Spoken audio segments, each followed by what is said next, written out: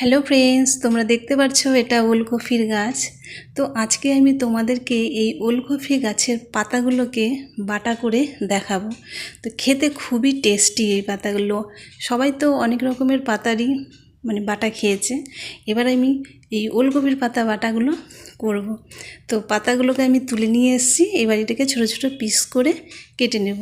কেটে নিয়ে জলে সেদ্ধ করব। তো দেখতে পাচ্ছ আমি এটা সেদ্ধ করে নিয়েছি। সেদ্ধ হয়ে গেছে। এবার এটাকে নামিয়ে ঠান্ডা করে আমি এটাকে এবার বাটবো। তো বাটার জন্য আমি এখানে নিয়েছি রসুন, কাঁচা লঙ্কা আর কালো জিরা। তো এটাকে বেশ ভালো করে বেটে নেব। বাটার পর এবার আমি তেলে এটাকে ফ্রাই করে নেব। তো ভিডিওটি কেমন লাগলো অবশ্যই জানাবে, কমেন্ট করবে আর লাইক করে দিবে আর অবশ্যই সাবস্ক্রাইব করে দিবে।